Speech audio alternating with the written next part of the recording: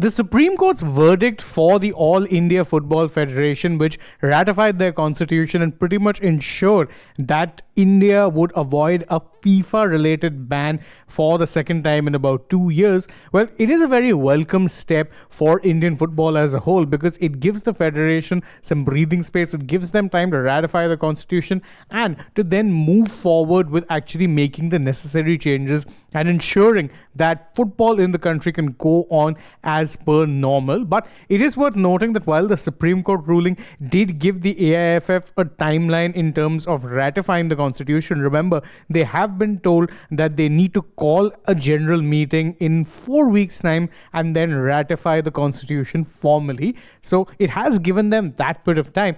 But it is worth noting that there are several questions that have still officially not yet been answered, and that despite the fact that this is a positive step in a right direction for Indian football, there are still a few things that remain in limbo. What exactly are those things? Well, let's take a look. For one, we still don't quite have the start dates for the ISL and the Super Cup. Now, it is worth remembering that, of course, this time around in a unique arrangement, it would in fact be the Super Cup that starts first, with the ISL reported to start in December this year, which is later than the October start. But we don't also have a start date for the I-League, which of course you have I-League, I-League 2, I-League 3 features as the second, third and fourth divisions respectively of Indian football, which means that you potentially should be having, at a time when you should be having all of the teams being prepared to start their leagues, you still don't know when exactly that can be, even though the AIFF and FSDL, or Football Sports Development Limited, have proposed that the ISL will start in December and that the Super Cup will be played before that in a bid to ensure that players are match fit for the upcoming league season. But that is still not set in stone. We don't know yet when exactly the dates are. Nothing has been announced. Clubs are still very much in the dark, which is a problem. Why? Because you remember that when uncertainty around the entire situation started up, many clubs actually partially or fully suspended operations.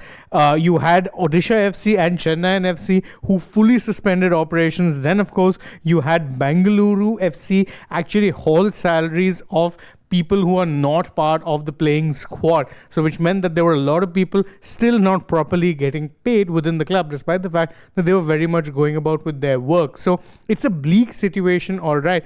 And it is something that can only be sorted once there is a clear and obvious start date for the league. In fact, this is something that Odisha FC's owner Rohan Sharma actually put out very eloquently and in a lengthy post on social media platform X. He spoke about why it is that the club are still in this state of limbo, because this is after reports came about that the ISL could start in December. This is what he had to say, and we'll break it down into 3 parts because it was a very lengthy post, but his points are worth going over. So he says that I know trying to empathize from an owner's perspective is hard and often ridiculous, but I can't plan a season without knowing income coming in. We still have no official start for the league and we don't even have a TV sponsor. How can I justify a spend to my board if nothing is coming in?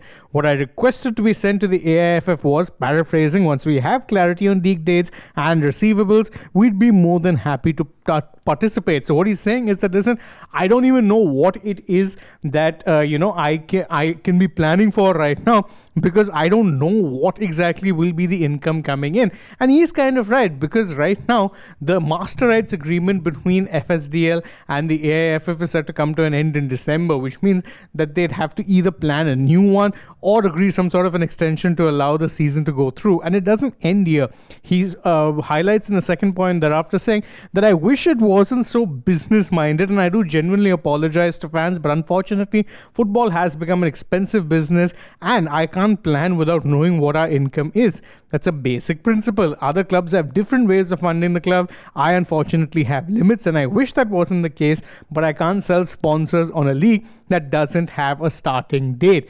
This part is doubly interesting because, as he says, he's doubling down on the points, and he also addresses other criticisms that came his way, including he's saying that for those who want me to sell, there's no league contract, there's no TV rights, no guarantee that the same issue will crop up. What am I selling? Why would somebody buy into this when there's no roadmap yet?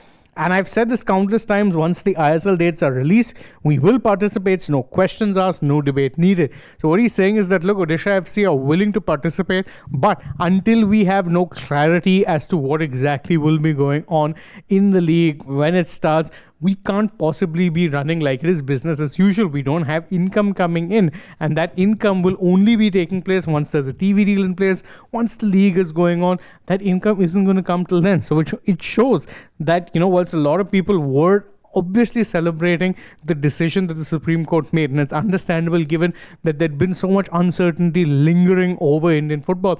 It's just one small step, and there's still plenty more to resolve before we can actually say that yes, there's a sense of normalcy in the Indian football ecosystem. Obviously, recent happenings have given reasons for optimism.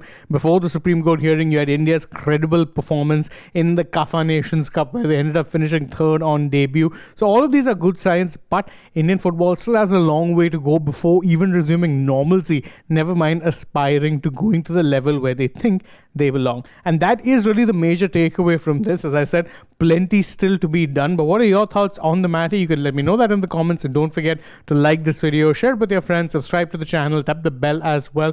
Follow us also on social media. We're on Instagram, X and Facebook. And don't forget to stay tuned for more such videos from the world of sport.